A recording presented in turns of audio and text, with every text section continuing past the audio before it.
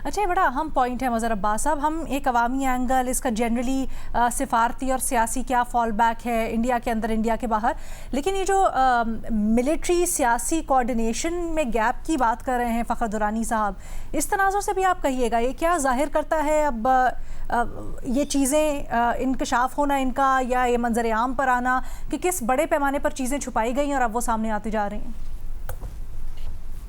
देखिए, सबसे पहले तो भारत की जो मौजूदा लीडरशिप है, चाहे हुकूमत हो या मिलिट्री लीडरशिप हो, उसको ये सोचना चाहिए कि आखिर हम कब तक लड़ते रहेंगे और क्यों नहीं पाकिस्तान और इंडिया के एक बेहतर ताल्लुकात का आगाज़ किया जा सकता है।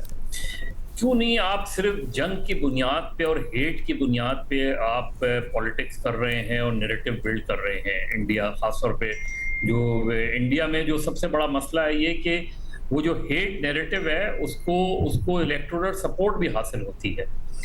पाकिस्तान में अगर एक्सट्रीमिज्म है तो पाकिस्तान में एक्सट्रीमिज्म को जो है वो वोट की सूरत में किसी भी जमात को वो सपोर्ट हासिल नहीं होती इंतहा पसंदाना बयानिए के ऊपर, लेकिन भारत में ये नहीं है। और ये जो इस वक्त वो जो चीज़ें सामने आई हैं, तो ये तो हम हमेशा से कहते हैं कि truth is the first casualty in war, और भारत का मीडिया भी एक्सपोज हो गया था, बहुत जल्दी एक्सपोज हो गया था और उनको बहुत जल्दी अंदाजा हो गया था कि उन्होंने ये जो हमला किया है ये किसी सोचे समझे मंसूबे के तहत अपने तरह किया हो, लेकिन वो उनको ये अंदाजा नहीं था कि उसका जवाब कैसा आएगा। और जाहिर है जो जवाब आया उससे वहां उनकी पॉलिटिकल और मिलिट्री लीडरशिप में एक तरीके से पैनिक बटन दब गया। अब ये जो चीजें अभी हमारे सारे दोस्तों ने डिस्कस की हैं, ये क्या शो करती है कि भारत में एक पैनिक बटन जो है वो दब गया।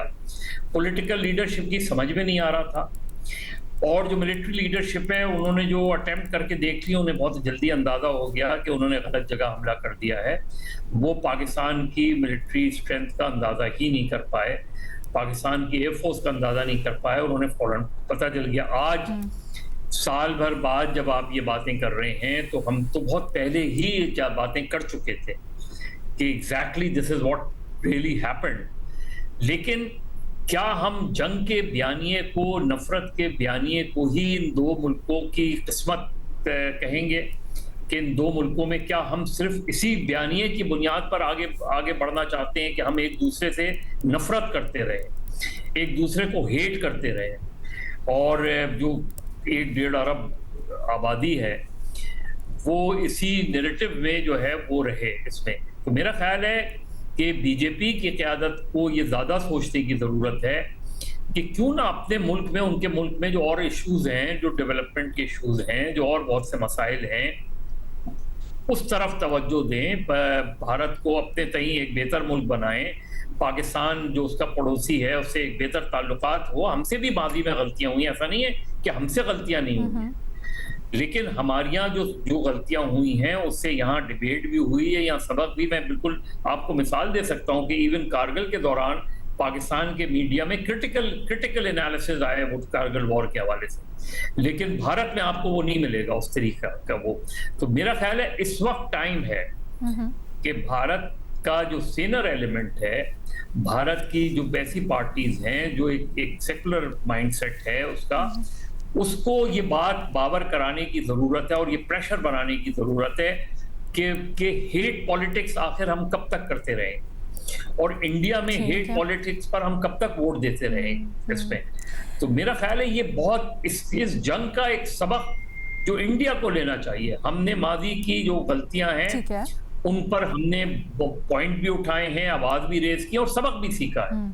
इस वक्त टाइम है कि भारत का जो बीजेपी का मोदी नैरेटिव है, एक बीजेपी का वाजपेयी नैरेटिव था जो कि बहुत मुख्तलिफ था, एक बीजेपी का मोदी नैरेटिव है जो बिल्कुल मुख्तलिफ है। तो it's Pakistan versus Modi, it's not basically Pakistan versus India. तो जो बीजेपी की पॉलिटिक्स है, बीजेपी एक बड़ी जमात है और दूसरी मर्तबा मुंतखब होकर आए हैं, उसके ऊपर नजरें सारी करें। मज़हर अब्बास साहब, आपने इंतहाई दिलचस्प नुक्ता उठाया है, और ख़ासकर तब जब इंडियन मीडिया में एक वियॉन है उनका इंग्लिश न्यूज़ चैनल, उसने दावा किया है कल परसों के गुज़श्ता हफ्ते पाकिस्तान और भारत के दरमियान श्रीलंका और थाईलैंड में ट्रैक 2, ट्रैक 1.5 के राब्ते हैं, मुज़ाकरात हैं। गो कि इससे मुतल्लिक पहले बड़ी ख़बरें होती रही हैं, गर्दिश भी करती रही हैं, वैसे कयास भी होता रहा है, लेकिन इस मौके के ऊपर ख़ास तौर पे ये इंडियन मीडिया में ख़बरें आना, क्या ताल्लुक़ जोड़ा जा सकता है? पूरे पैनल के लिए सवाल है, क्या ताल्लुक़ जोड़ा जा सकता है इस वक्त ये जो मे से मुतल्लिक, मे जंग से मुतल्लिक इंकशाफात हैं या फिर चीज़ें सामने आई हैं, डिबेट चल रही है, सवाल उठ रहे हैं बीजेपी हुकूमत के ऊपर, और दूसरी तरफ ये खबर आ जाना इंडियन मीडिया के अंदर कि कोई बातचीत चल रही है, क्या रेलेवेंस है इनकी या ताल्लुक़ है आपस में? जो भी जवाब देना चाहे। देखिए, इंडिया में तो चलिए मैं सबसे पहले कहते हैं बेनज़ीर के पास। जी, इंडिया में आप देखें, एतराफ़ का मतलब ये कि वहाँ सेलिब्रेट अब नहीं कर रहे जंग को, क्योंकि उनको डिफीट हुई थी। पहले वो एक नैरेटिव बिल्ड कर रहे थे कि नहीं, हमने कामयाबी, अब ये एतराफ़ है। ठीक है। तो अब ये जो ट्रैक 2 डिप्लोमेसी है, इसको आगे बढ़ना चाहिए। ओके, नहीं एब्सोल्युटली, पाकिस्तान एटलीस्ट हम यहाँ पर जितने भी लोग पैनल पर मौजूद हैं उनका तो कमोबेश यही है कि बात को मौका देना चाहिए, लेकिन इंडिया मीडिया में ख़ास तौर पे ये इस वक्त ये खबर आना, बेनज़ीर भी कुछ ऐड करना चाह रही हैं? अलीना, मेरा नहीं ख्याल है कोई ख़ास कनेक्शन है। इस पे थोड़ी बहुत इनके जो डीजीएमओ है भारत के, उन्होंने पिछले साल कहा तो था कि 5 हलाकतें हुई हैं, लेकिन उन्होंने कहा था फ़ौजी और सिविलियन, ना उन्होंने नाम बताए। उसी को फिर उनके जो वज़ीर दिफ़ा है उन्होंने आके कॉन्ट्रडिक्ट भी कर दिया पार्लियामान में। ये जो ट्रैक 2 की बातें हैं, अगर ये कंफर्म्ड हैं तो यही खबरें आ रही हैं। ट्रैक 2 में कहा जा रहा है कि इसमें भी जो सबसे इंटरेस्टिंग बात ये है कि रिटायर्ड भी हैं और ऑफिशियल्स भी हैं इसके अंदर, दोनों भारत और पाकिस्तान की तरफ से। अगर ये खबर दुरुस्त है तो मेरा नहीं ख्याल है इसको लिंक किया जा सकता है ये जो नाम। Okay, fair enough.